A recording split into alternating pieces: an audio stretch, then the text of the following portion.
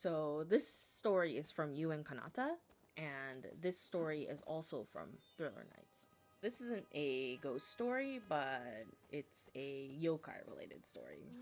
And I'll probably explain that as I tell the story, or his story.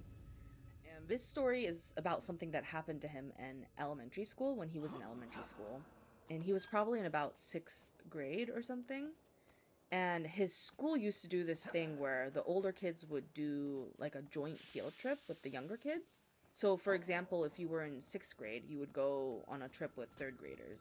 Or if you were in fifth grade, you would go with second graders, and they'd mix up the age range. And originally, he's from the Kitakyushu region, and in Fukuoka, there's a mountain there called the Takato Mountain. And when you go all the way up the mountain, there's an observation deck at the very top, and around that area, there's a stone statue there called the Kappa Jizo.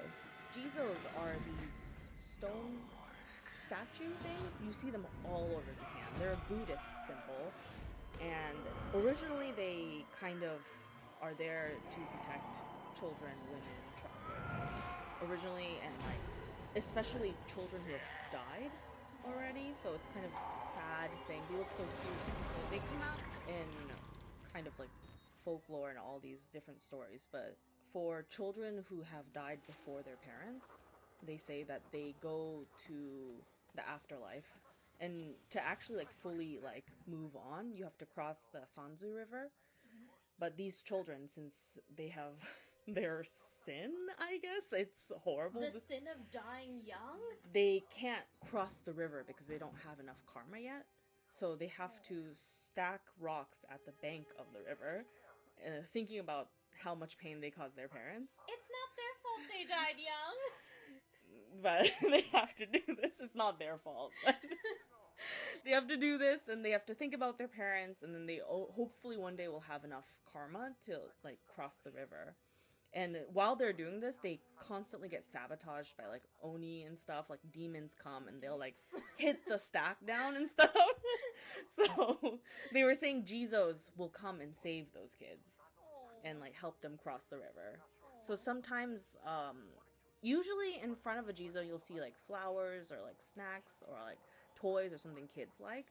But sometimes you see rocks stacked up, and that's the meaning. It's like people wanting to help the kids stacking the rocks. Like, oh, this will be to help you out. So That's sad. but now I think Jizos, there's multiple different kind of Jizos. There's also Jizos, it seems like, that protect the village. So people can just go and be like, oh, thank you for protecting our village.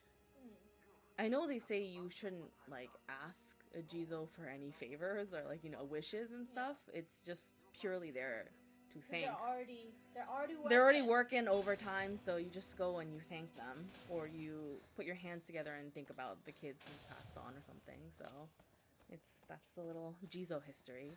And the little Kappa history is Kappas are a type of kind of like a mythical demon creature called yokai. And there's a lot of them in Japan. But specifically the Kappa here, they have webbed feet and hands. And they kind of have like a turtle shell on their back and a little plate on their head that like retains water. And if it loses water like off its plate or the plate gets damaged, they get super weak. And also, they love cucumbers and sumo, which is a super random. The sumo thing I've never heard of. Cucumbers too. I guess I don't know why, the reason why they love cucumbers, but they do. So, and also they were super mischievous, and they were known to assault people who are underwater or like around water even. And they steal this mythical organ, like soul type thing called the Shuikodama, and they just steal that from people's butts. So they're not Their prostate? Are they stealing their prostate? horrible. You think that. I don't really know how that organ came to be. I need to look up why this is part of the Why storyline. it's up your butt? And why they are stealing it. Like, I'm not so sure what they use that for. They just like it, or... But anyway, that's what a kappa is in Jizo. So there was a kappa Jizo at the top of the mountain. There's a little altar, and the Jizo is inside. So anyway, the reason why that whole setup is there, because a long time ago they said that a kappa was doing mischief in that area of the mountain, and then that kappa eventually got caught and was sealed into that Jizo statue. And how the kappa was sealed was, if you look at the back of the stone statue, there's a huge nail hammered into the back of the statue.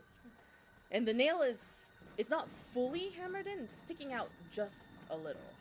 So, and for this field trip, they're all kids. They're just running around the whole area, like everywhere around the observation deck area. All the kids are running around and playing. Then suddenly, like, a challenger appears among the kids and says, "Hey, let's pull the nail out behind the statue." And so the altar is not like a big altar, but there is kind of a little like leeway room between, like, where kids, at least like if you're small, you can There's a little gap. squeeze around the statue. So him, the boy who says that, and all the other kids like squeeze around, and they start to challenge each other, and they take turns trying to pull this nail out. No. Kids.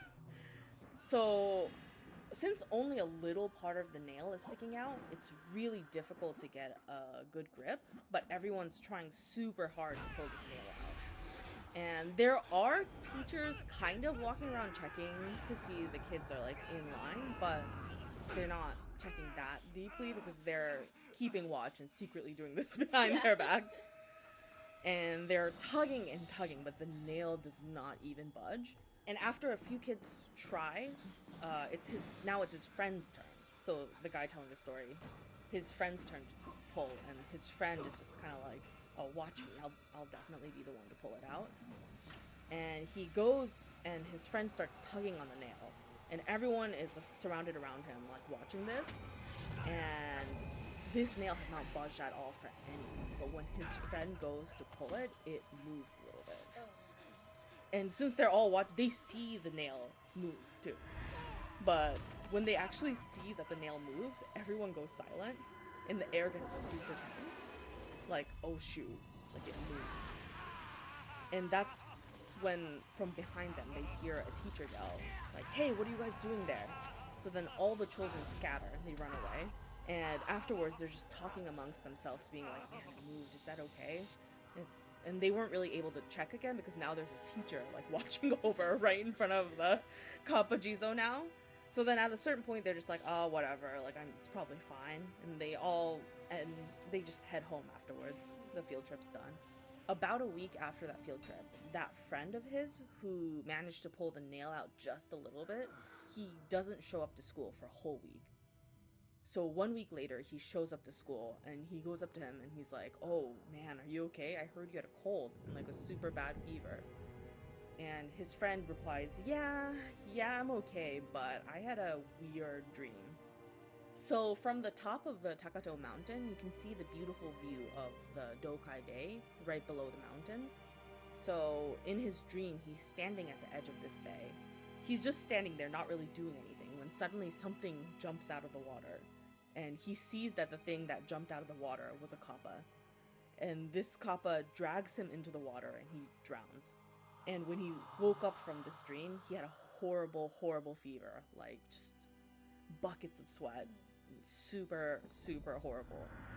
And then that repeats for a week. And then eventually... So it's like the same dream.